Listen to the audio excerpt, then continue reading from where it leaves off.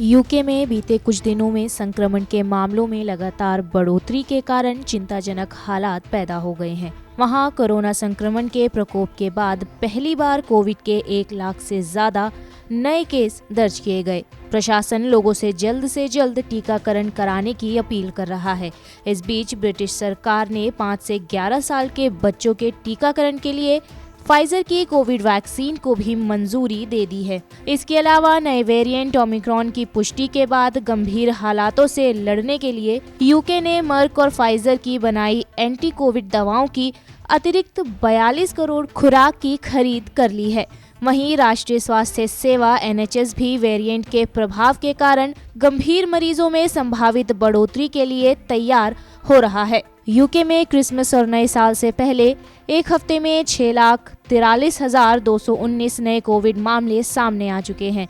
Britain में Omicron को संक्रमण में वृद्धि का कारण माना जा रहा है। बीते दिनों ब्रिटिश स्वास्थ्य मंत्री साजिद जावेद ने एक बयान में कहा था कि वहां कुल नए मामलों में से 60% सिर्फ ओमिक्रॉन के हैं। यूके में बुधवार को कोविड से 140 लोगों की मौत हुई। कोविड के बढ़े मामलों के बीच प्रधानमंत्री बोरिस जॉनसन ने बड़े त्योहार क्रिसमस से पहले देश में और पाबंदियां लगाने से इनकार किया है। हालांकि उन्होंने संक्रमण के हालातों पर चेतावनी भी दी।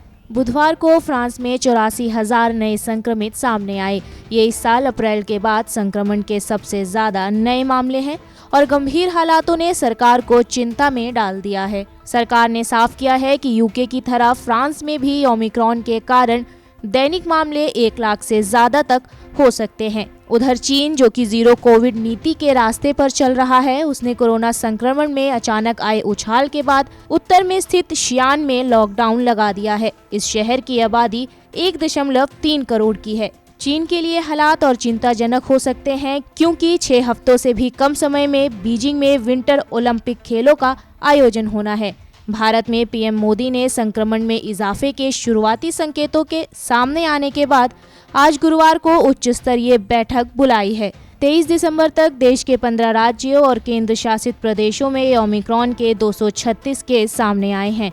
आधिकारिक जानकारी के मुताबिक इनमें से 90 लोग या तो संक्रमण से ठीक हो चुके हैं या फिर वह कहीं माइग्रेट कर गए हैं।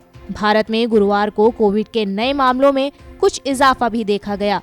आज देश में 7,495 संक्रमित सामने आए, जबकि 434 लोगों की मौत हुई। इसे संक्रमण में बढ़ोतरी के शुरुआती लक्षण बताया जा रहा है। महाराष्ट्र और दिल्ली में सबसे ज्यादा ओमिक्रॉन संक्रमित हैं। इसके चलते मुंबई में 31 दिसंबर तक धारा 144 लागू कर दी गई है। वहीं राजधानी में क्रिसमस और नए साल के जश्न पर पाबंदी लगा दी गई है। यूपी के लखनऊ और नोएडा में भी 31 दिसंबर तक धारा 144 लागू रहेगी। इसके अलावा बेंगलुरु में कोई भी जश्न 50% क्षमता के साथ मनाया जाएगा। भारत में ओमिक्रॉन के सबसे पहले मामले कर्नाटक में ही सामने आए थे। इसके बाद राजस्थान, गुजरात, महाराष्ट्र और दिल्ली में नए वेरिएंट की पुष्टि हुई और बुधवार को लद्दाख और जम्मू कश्मीर में संक्रमित सामने आए हैं। केंद्र शासित प्रदेशों के अलावा आंध्र प्रदेश, तेलंगाना, तमिलनाडु, केरल, चंडीगढ़, उत्तराखंड, पश्चिम बंगाल में भी ओमिक्रॉन के कई केस दर्ज किए जा चुके हैं।